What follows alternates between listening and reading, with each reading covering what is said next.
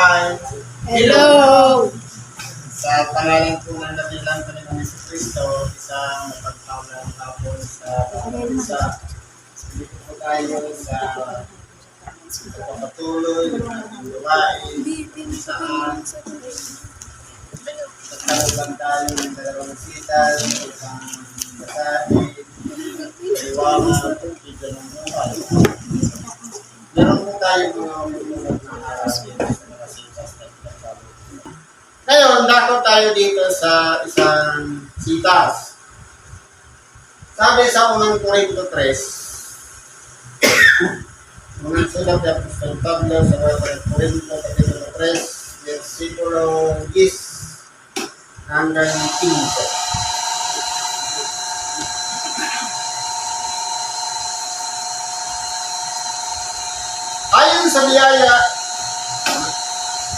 Ayon sa biyaya ng Diyos na ibinigay sa akin na tulad sa magaling tagapagtayo ay inilagay ko ang pinagsasalihan at iba ang nagtatayo sa ibabaw nito. Ngunit, tinatanong daw ang tao kung paano ang pagtatayo niya sa ibabaw nito. Ngayon, paano po natin yan mauunawakan? Halimbawa, andito tayo sa Bible study o pag-aaral ng salita ng Diyos. Itinuturo natin yung basic na pamamaraan, sabi niya, pundasyon. Hindi pwede na meron tayong gusto natin mangyari agad. Siyempre, idadaan din ang, halos magkarugtong lang na sinisitas, may pundasyon. Hindi pwedeng bahay na agad, walang pundasyon. Kasi po sa pananampalataya, mayroon din pundasyon. Sabi nga, kung ang pundasyon mo ng pagtatayo ng iyong pananampalataya sa ibabaw ng buhanginan, kapag tumating ang oras, di ba? Pero kapag nakatayo sa ibabaw ng bato, walang iba, kay Kristo, matatag yan. Dahil kapag nandyan yung kalaban natin, yung mga pagsubok, mga dagok na dumarating sa ating buhay, kasama natin si Kristo tumutulong sa atin. Hindi lang tayo mag-isa. Pero kung sa buhanginan, wala. Hindi po magiging matatag kung matibay. Ngayon po, sa paglalagay ng pundasyon, ito po yung pagtuturo upang sa ganun, mapagtibay yung pananampalataya mayroong tayong kanay. Wala nang ibang pinagsasaligan maliban sa nailagay na. Walang iba yung bato. Siyempre, kung tayo yung maglalagay ng pundasyon, dapat nakapatong sa ibabaw ng bato. Back to basic. Unang-una, hanapin natin si Kristo sa ating buhay. Sabi sa panalangin, dumating nawa ang kaharian mo. Pagkasama namin. Ano yan? Yung dumating ang kaharian mo. Yan ba ay inaasahan natin darating na nakikita ng mata? O yung darating sa atin na mararamdaman natin yung presensya niya na naghahari sa ating mga puso? Sa spiritual na kahulugan, ang hinihintay natin yan na paghahari ni Kristo sa ating puso. Dito natin ilalagay yung pundasyon sa puso. Kasi po, itong puso na ito, mahina. Minsan magandangin, iyakin, minsan masama ang buong palagi, minsan nagdadamdam. Ito po kasi yung puso natin. Pero kung nandyan si Kristo sa puso natin, babaguhin po yan. Sabi nga ng iba, follow your heart. Depende kung ano yung nasa heart. Kasi kung wala si Kristo sa heart, hindi mo pwedeng sundin ang puso. Kasi marunong yan magkinting. Pagdalit kasi ng tao, kung wala si Kristo, habang buhay na yung galit. Pero kung nariyan si Kristo, wala kang tadalhin. Ganun po yan. Ngayon, paano natin ipapasok yung pundasyon na yan sa ating buhay? Unang-una, yung pinagsasaligan ng bato, si Kristo. Ang tanong, bakit ba ako nabuhay dito sa ibabaw ng sanlibutan? Sa dami ng similya, nagpanagpo yung similya ng nanay at tatay, ako yung nabuo. Bakit pinagtalutan tayo ng buhay? Kasi may plano ang Diyos sa bawat isa. Tayo yung magdadala unang-una ng panibagong buhay din sa magiging mga anak natin. Kaya tayo yung pinagtalutan. Paano yung iba? Malay mo paglaki pa lang yung tuwain. Malamang sa magulang, hindi na binuhay. Kaya yung binuhay na yan, tayo yung pinagtalutan na yan. Ngayon, kung wala pong pundasyon na ibinigay sa atin, wala po tayong pagbabatayan kung paano tayo magdidesisyon, kung paano natin haharapin yung mga pagsubok, kung paano natin malalagpasan yung mga problema na lumarating sa ating buhay. Kaya kinakailangan may matatag na pundasyon tayo. Sabi dito, ulitin natin, ayon sa biyaya ng Diyos na ibinigay sa akin na tulad sa matalinong tagapagtayo.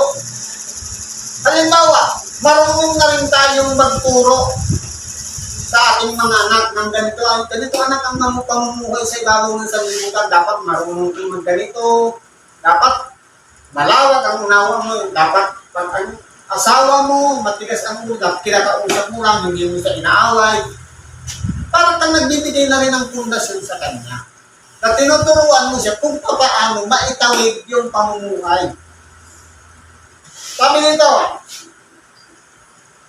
matalinong tagapagtayo ay inilagay ko ang pinagsasaligan at iba ang nagtatayo sa ibabaw nito. Ngunit ingatan ng bawat tao kung paano ang pagtatayo niya sa ibabaw nito.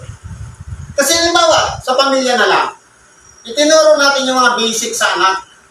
Pero iba yung nagpapatuloy. Kasi, siyempre, 4 anyos na siya. Ang anak natin, iba na yung magtuturo. Kung eskwelahan na, tinuturuan na nila sa eskwelahan, yung mga kabutihan, asal. Pero takuwi, bakit pasaway? Kasi, mas madaling ang nagets, umatas up yung pag-uugali ng kapwa niya, estudyante, isa doon sa itinuro ng teacher. Kaya ang nangyayari, nagagaya yung mga ginagawa ng kanilang kapwa estudyante sa halip kayong turo ng teacher. Kaya, ulitin po natin, sa isang bata, yung magulang ang unang naglalagay ng pinagpundasyon. Sa prayer, tinuturuan na bago kumain, manalangin, paglalabas ng bahay, manalangin, lahat ng dinadaan sa panalangin. Pero pagdating sa eskwelahan, iba naman yung ituturo ko. Kaya sabi dito ni Apostol Pablo, tulad sa matalinong tagapagtayo ay inilalagay ko ang at iba ang nagtatayo. Kasi po yun na yung nagtuturo, yung mga pangalawang magulang yung teacher sa school. Pero yung magulang yun nagbibigay ng basic. Sapagkat sino man ay hindi makapaglalagay ng ibang pinagsasaligan kundi ang nalalagay na ito'y si Kristo Jesus. Ibatay natin sa pananampalataya. Lahat tayo ay mayroong pananampalataya. Lahat tayo ay nananalig. Lahat tayo ay nagtitiwala. Lahat tayo ay naniniwala sa Diyos at sa mga pang-araw-araw nating pamumuhay. Pero kinakailangan, mayroong pong pundasyon ang ating pamumuhay. Para saan ba lumalaban tayo sa buhay? Para saan ba gusto nating mabuhay? Gusto nating magtagumpay? Gusto nating humaba ang buhay? Gusto nating maging mabuti ang ating pamumuhay? Dahil po, meron tayong pinaka-aasam-asam. Ang bawat isa sa atin, may plano sa bawat isa. Ang iba, gusto maging mahaba ang buhay. Ang iba, yung kaligtasan sa pang-araw-araw. Ang iba, yung kaligtasan sa hinaharap.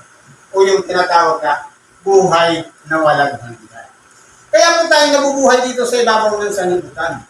Kung ang pundasyon natin ng ating pananampalataya si Kristo, sigurado po, hindi po tayo magkakamali. Aabutin talaga natin yung pinaka-pangako ng Diyos na buhay na walang hanggan. Kasi mag-iingat tayo. Iingatan natin yung pundasyon na yan na hindi magwala sa atin. Na kinakailangan sa lahat ng ating mga ginagawa, panalangin natin, tinatawagan natin lahat si Kristo. Lahat na kabatay sa Kanya ang ating mga ginagawa. Gagawa tayo ng isang bagay, dadalangin tayo. Bago tayo magpasya, dadalangin tayo. Bago kumain, dadalangin tayo. Ibig sabihin, nakapundas yun na yung pananampalataya natin kay Kristo. Kasi po, meron tayong tinatawag na will. Pero, kung tayo'y namatay na yung dati nating pagkatao at ang buhay na ikinabubuhay natin si Kristo, dapat nakasalig na lahat kay Kristo ang lahat ng ating mga ginagawa. Maging sa pagdidesisyon o pagpapasya ng ating buhay. Dapat nandun na si Kristo. Datapwa, kung ang sinumay nagtatayo sa ibabaw ng pinagsasaligan ng ginto, pilak at mahalagang bato, kahoy o tuyong duyami, ang gawa ng bawat isa ay mahayag sapagkat ang araw ay nagsasaysay, sapagkat sa pamamagitan ng apoy inihahayag at ang apoy rin ang susubok sa gawa ng bawat isa kung ano yaon. Kaya po kung titingnan po natin, ang isang tao na naturuan ng gusto, maihahambing natin sa ginto ang itinuro sa kanya. Dumaan na ng problema, dumaan ng mga pagsubok sa buhay, nananatili po siyang matatag. Pero kung halimbawa, katulad ng kahoy o dayami na tuyo, na yun bang alam lang ngayon, pero hindi naman ina-apply sa pamumuhay, yung pang araw-araw na nagawain, na manalangin na lang, ihambing natin sa katulad sa dayami o yung dayami o kahoy, sisilaban po yun ng apoy. Kasi po, ang apoy, ito yung humahalimbawa sa pagsubok. Hindi ibig sabihin, araw-araw, palaging mabuti ang ating pamumuhay. Meron din trial. Yung pagkakaroon na lang ng may karamdaman, may sakit, namamatayan sa pamilya, yung mga nalulugi sa negosyo, pagsubok po yan. Tinitingnan doon, yung ating eagerness. Sabi nga, yung ating katalagahan ng ating buhay. Kung tayo ba'y surrender sa oras na dumarating yung mga damot sa ating buhay. Kasi po, hindi naman natin yung hiningi. Yung pagkakaroon ng karamdaman, hindi naman natin hiningi. Pero minsan, yun po ay nagiging daan para subukin yung ating pananampalataya. Yung matatag ba. Pero kung yan ay katulad ng ginto, unang pila, kahit idarang mo yan sa apoy, kahit araw-araw yung subukin, hindi po yan matatalo. Pagtatagumpay po, mananatili po ang pananampalataya niya kay Kristo. Pero kung katulad sa kahoy o dayami, tuyo, mawawala lang po yung pananampalataya. Minsan, isinusumpa pa na yung Diyos. Meron nga kung kakilala niyo, magtagalan yung gustong magkanak, may nakilala sa babae, pagkatapos yung binigyan siya ng anak. Yung babae, itong baga, lapitin ng mga masamang elemento. Sabi, inaswang daw yung anak. Namatay. Alam mo ginawa ng lalaki? Sinumpa niya yung Diyos. Dahil, yung pananalig, hindi po nakapundasyon. Na dapat matatag yung pundasyon. Ang nangyari, tumalikod siya sa Diyos. Binigyan na nga siya, akala niya, hanggang doon na lang sa isang anak na lang ibibigay. Marami pang anak ang bibigay sana sa kanya kung hindi niya sinumpa ang Diyos. Ngayon, pinatulan niya na tuloy yung Diyos. Sinumpa niya na. Datapwat, Sabi niya, ang gawa ng bawat isa ay mahayag sapagkat ang araw ang magsasaysay. Ito po, palagi dapat tayong nakahanda sa bawat araw na dinaranas natin sa ating buhay. Kasi po, minsan, halimbawa, dumarating na yung pagsubok sa ating buhay. Minsan po, huwag tayo dapat magkakamali sa pagdidesisyon. Halimbawa, karamdaman yung dumating. Kaya naman, pilay lang naman yung sakit. Nagkamali tayo ng pasya. Sabihin natin na usog. Nagkamali tayo ng pasya, dinala natin sa doktor. Nagagamot ba ang usog sa doktor? Ito hindi. Patay yun. Maraming patay yun. Kaya, sa pagpapasya, dapat marunong tayo. Kung halimbawa, nausog lang naman pala, lalawayan lang naman pala yun. O kaya papaligo mo sa kanya, yung pinagbabahan damit yung sinoo, idinaamok mo sa kanya, ipaligo. Oo naman yung usog. Pero kung nagkamali ka ng pasya, sinala mo sa doktor, sigurado pa kayong pasyente. Kaya, dapat po, ang ating pang-araw-araw na bumoy, palagi tayong nakahanda.